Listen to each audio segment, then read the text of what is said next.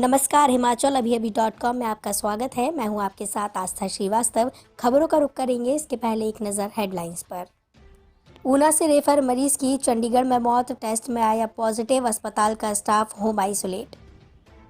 मंडी के धर्मपुर में खाई में गिरी कार, एक युवक ने अस्पताल में तोड़ा दम, 2 की हालत गंभीर। मंडी में फेस मास्क नहीं लगाने पर किए गए 994 चालान, 5 लाख वसूला जुर्माना। अयोध्या को सील करने की तैयारी, 4 अगस्त से नहीं मिलेगा प्रवेश, जलमार्ग पर भी निगाह। कांग्रेस नेता मनीष तिवारी ने पूछे खुद की पार्टी से सवाल, यूपीए पर लगाया प्रश्न चिन्ह। राहुल से बोले नोबेल विजेता मोहम्मद यूनुस, कोरोना संकट ने समाज की कुरीतियों को किया उजागर। कोरोना से मौतों के मामले में 5वें नंबर पर भारत, अब तक 35,000 से ज्यादा की गई जान। यूपी में गाड़ी चलाते वक्त मोबाइल पर बात करना पड़ेगा महंगा, लगेगा 10,000 तक जुर्माना। सुशांत के दोस्त का आरोप, रिया के खिलाफ झूठा बयान देने का, परिवार ने डाला दबाव। ऋषिकेश गंगोत्री हाईवे पर घर पर एक दीवार गिरी, एक भाई 2 बहनें मलबे में दबे। और अब खबरें विस्तार से। आपके स्वास्थ्य का प्रहरी श्री बालाजी हॉस्पिटल, कांगड़ा, हिमाचल में बढ़ रहे कोरोना मामले के बीच जिला ऊना के 53 वर्षीय व्यक्ति की पीजीआई चंडीगढ़ में उपचार के दौरान मौत हो गई। मौत के बाद उसका कोरोना टेस्ट किया गया, जिसकी रिपोर्ट पॉजिटिव आई है। व्यक्ति जिला ऊना के हरोली उपमंडल के लोअर बढ़ेरा का रहने वाला था, जो कि पिछले 4 वर्ष से हरोली के कांगड़ में अपने भाई के साथ रह रहा था। व्यक्ति की मौत होने के बाद स्वास्थ्य विभाग ने चंडीगढ़ में ही उसका अंतिम संस्कार किया। बताया जा रहा है कि व्यक्ति अमृतसर में हलवाई का काम करता था। उसका करीब 4 वर्ष पहले अमृतसर में ही एक्सीडेंट हुआ था और तब से वह अपने भाई के साथ कांगड़ में रह रहा था। 28 जुलाई की रात उसकी तबीयत खराब हो गई। 29 जुलाई को गंभीर हालत में उसे पीजीआई चंडीगढ़ रेफर किया गया। पीजीआई चंडीगढ़ में उपचार के दौरान गुरुवार सुबह व्यक्ति की मौत हो गई, जिसका पीजीआई में स्वास्थ्य टीम ने कोविड का सैंपल लिया। दोपहर बाद आई रिपोर्ट में व्यक्ति पॉजिटिव पाया गया। जिला मंडी के धर्मपुर उपमंडल के तहत आने वाले मनियोह गांव में एक कार की गहरी खाई में गिरने से एक युवक की मौत हो गई, जबकि 2 अन्य गंभीर रूप से घायल हो गए। हादसा बीती रात का है। मनियोह गांव में जब ये हादसा हुआ तो लोगों ने 200 फीट गहरी खाई में उतरकर घायलों को बाहर निकाला और टेहरा अस्पताल पहुंचाया। अस्पताल में उपचार के दौरान एक युवक ने दम तोड़ दिया। मृतक की पहचान 32 वर्षीय अजय कुमार पुत्र रमेश चंद गाँव लांबरी के रूप में हुई है। तो वहीं 2 अन्य युवक जो घायल हुए हैं, जिन्हें उपचार के लिए रात को ही मेडिकल कॉलेज हमीरपुर रेफर किया गया। डीएसपी सरकाघाट चंद्रपाल सिंह ने हादसे की पुष्टि की है। उन्होंने बताया कि हादसे के कारणों की जांच की जा रही है। एसपी गुरुदेव शर्मा ने मंडी जिला वासियों से कोरोना से बचाव को लेकर सावधानी बरतने और नियमों का सख्ती से पालन करने की अपील की। उन्होंने कहा कि कोरोना के बढ़ते मामलों को देखते हुए इस महामारी से लड़ने के लिए हम सभी का कर्तव्य है कि फेस कवर और सोशल डिस्टेंसिंग के नियमों की पूरी ईमानदारी से पालना करें। नियमों की अवहेलना करने वालों के खिलाफ कड़ी कार्रवाई की जाएगी। उन्होंने जानकारी देते हुए बताया कि पुलिस ने जिले में सार्वजनिक जगहों पर बिना मास्क घूमने वाले लोगों के 994 चालान कर 5 लाख रुपए जुर्माने के तौर पर वसूले हैं। इसके अलावा लॉकडाउन नियमों का उल्लंघन करने पर 214 मामले पुलिस द्वारा दर्ज किए गए। उन्होंने कहा कि ज्यादातर देखा गया है कि लोग मास्क को सही तरीके से नहीं पहन रहे हैं। वे या तो मास्क को गले में लटका कर रखते हैं या नाक को अच्छी तरह से कवर नहीं कर रहे। मास्क का सही तरह से प्रयोग करना अत्यंत आवश्यक है। पीएम नरेंद्र मोदी के आगमन के चलते अयोध्या को चारों तरफ से सील करने की तैयारी है। इसके लिए अयोध्या समेत फैजाबाद शहर में प्रवेश के सभी मार्गों पर पूर्व में किए गए इंतजामों की मॉनिटरिंग की जा रही है। मुख्य कार्यक्रम की पूर्व संध्या से किसी को भी अयोध्या में प्रवेश नहीं दिया जाएगा। वहीं लखनऊ के रात से सड़क से आने वाले वीवीआईपी को शहादतगंज से अयोध्या में प्रवेश देने की योजना बनाई जा रही है। साथ ही अयोध्या जिले के पड़ोसी जनपद बस्ती, गोंडा, अम्बेडकर नगर, बाराबंकी, सुल्तानपुर, अमेठी आदि में पूर्व में ही नोडल अधिकारियों की नियुक्ति की जा चुकी है। इनके नेतृत्व में इन जनपदों की पुलिस बॉर्डर पर कड़ी निगरानी रखेगी। वहीं जल मार्गों पर भी कड़ी निगरानी रखने के लिए पीएस जल पुलिस की तैनाती की जा रही है। पीएम के अयोध्या आगमन को लेकर हाईवे समेत अयोध्या के सभी छोटे बड़े प्रवेश मार्गों पर बैरियर लगाए जाने की तैयारी है।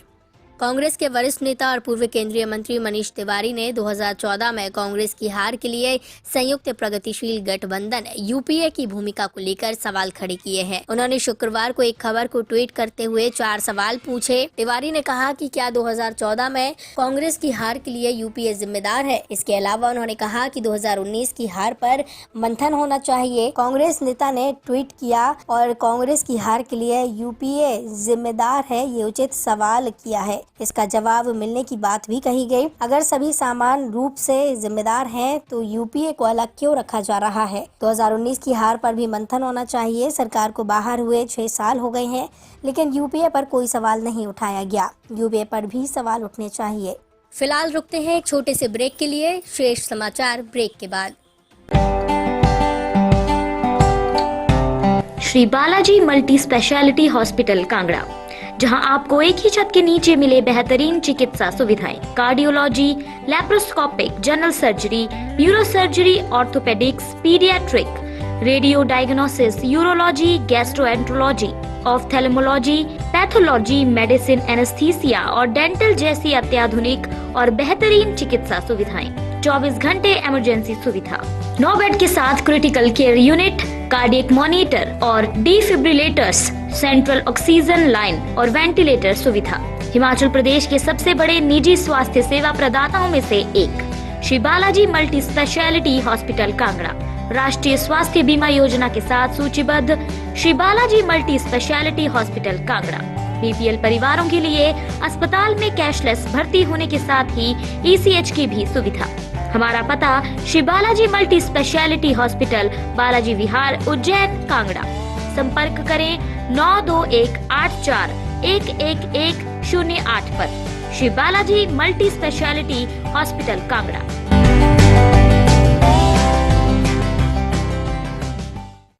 ब्रेक के बाद एक बार फिर सभी का स्वागत है। बढ़ते हैं अगली खबर की ओर।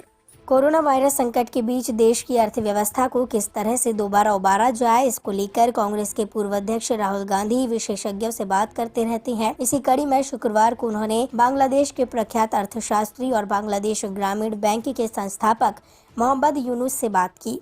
राहुल ने कोरोना संकट के कारण अर्थव्यवस्था, बैंकिंग क्षेत्र में और आम लोगों के जीवन के असर पर चर्चा की। बातचीत के दौरान राहुल गांधी ने कहा कि आप गरीबों की अर्थव्यवस्था को जानते हैं। कोरोना संकट कैसे लोगों को नुकसान पहुंचा रहा है, इस पर मोहम्मद यूनुस ने कहा कि मैं पहले से बात कर रहा हूं। कोरोना संकट ने समाज की कुरीतियों को उजागर किया है। गरीब प्रवासी मजदूर हम सबके बीच हैं, लेकिन कोरोना संकट ने इन्हें सभी के सामने ला दिया। इन्हें अनौपचारिक क्षेत्र का हिस्सा माना जाता है, जो अर्थव्यवस्था का हिस्सा नहीं है। यदि हम उनकी मदद करें तो पूरी अर्थव्यवस्था को आगे ले जाया जा सकता है।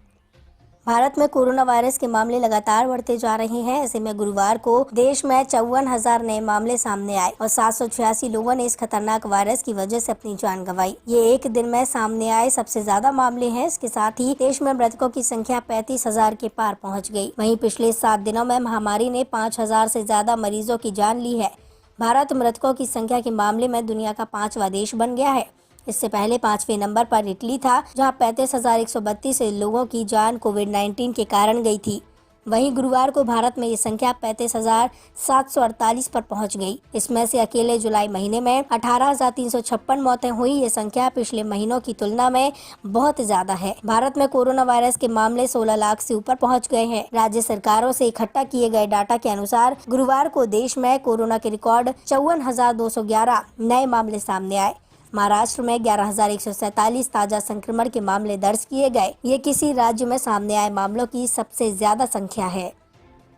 उत्तर प्रदेश में गाड़ी चलाने के दौरान मोबाइल पर बात करना महंगा पड़ेगा। अगर आप 2 पहिया वाहन और 4 पहिया वाहन गाड़ी चलाते समय मोबाइल पर बात करते हैं तो पहली बार 1,000 और दूसरी बार 10,000 रुपए का जुर्माना लगेगा। उत्तर प्रदेश मोटरयान नियमावली के तहत बढ़ी हुई दर से जुर्माना लगाए जाने का शासन आदेश गुरुवार को जारी कर दिया गया। शासन आदेश के मुताबिक अब बिना हेलमेट 1,000 रुपए जुर्माना होगा। पार्किंग का उल्लंघन करने पर पहली बार 500 रुपए और दूसरी बार 1,500 रुपए जुर्माना देना होगा। इसके साथ ही बिना सीट बेल्ट कार चलाने पर 1,000 और बिना लाइसेंस या 14 साल से कम उम्र के बच्चे के बिना वैध लाइसेंस की गाड़ी चलाने पर 5,000 रुपए का जुर्माना होगा। अधिकारी की बात नहीं मानने और काम में बाधा डालने पर पहले जुर्माना 1,000 रुपए था, जो अब 2,000 रुपए कर दिया गया। ड्राइविंग लाइसेंस को लेकर गलत तथ्य देने पर अब 10,000 जुर्माना देना होगा।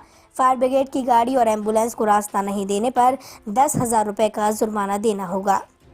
सुशांत सिंह राजपूत केस में जब से रिया चक्रवर्ती के खिलाफ केस दर्ज हुआ है, जांच में नया मोड़ आ गया है। बिहार पुलिस मुंबई में इस केस से जुड़े लोगों से पूछताछ कर रही है, तो वहीं रिया ने अपने खिलाफ बिहार में दर्ज एफआईआर की जांच को मुंबई ट्रांसफर करने की सुप्रीम कोर्ट में अर्जी डाली। याचिका में रिया ने सुशांत के परिवार के लगाए आरोपों को गलत बताया, तो वहीं अब खबर आ रही है कि सुशांत का परिवार उनके दोस्त सिद्धार्थ पिठानी पर रिया के खिलाफ बयान देने का दबाव डाल रहा है। सूत्रों के मुताबिक बांद्रा पुलिस को सिद्धार्थ पिठानी ने एक ईमेल भेजा जिसमें लिखा गया है कि सुशांत का परिवार उन्हें रिया के खिलाफ झूठा बयान देने का दबाव बना रहा है। ये ईमेल बांद्रा पुलिस को 28 जुलाई को भेजा गया। ईमेल में पिठानी ने लिखा है कि उन्हें 22 जुलाई को एक कॉन्फ्रेंस कॉल आया था जिसमें लाइन पर सुशांत के brother in law, senior IPS officer OP Singh, Meetu Singh और कोई एक चौथा शख्स था। ऋषिकेश गंगोत्री हाईवे पर आज तड़के एक दर्दनाक हादसा हो गया। यहाँ एक घर के ऊपर हाईवे की दीवार गिर गई। दीवार गिरने से घर क्षतिग्रस्त हो गया। यह हादसा टिहरी जिले के नरेंद्र नगर ब्लॉक के खेड़ागाड़ गांव में हुआ। मलबे में एक ही परिवार के 3 सदस्य दब गए। बताया गया कि मलबे में दबने वालों में एक भाई और 2 बहनें शामिल हैं। एसडीआरएफ की टीम स्थानीय लोगों की मदद से राहत बचाव कार्य कर रही है। देर रात को मूसलाधार बारिश हुई। गांव में भारी बारिश मकानों के आंगन के पुश्ते टूटने की सूचना है। नई टिहरी में रात को हुई बारिश के कारण कोतवाली के पास सड़क का पुश्ता टूट गया। कई घरों में मलबा भी घुसा। इसी के साथ अभी तक के समाचार समाप्त होते हैं। हमारा अगला बुलेटिन सुनिए शाम 7 बजे। तब तक के लिए नमस्कार। आपके स्वास्थ्य का प्रहरी श्री बालाजी हॉस्पिटल, कांगड़ा, हिमाचल।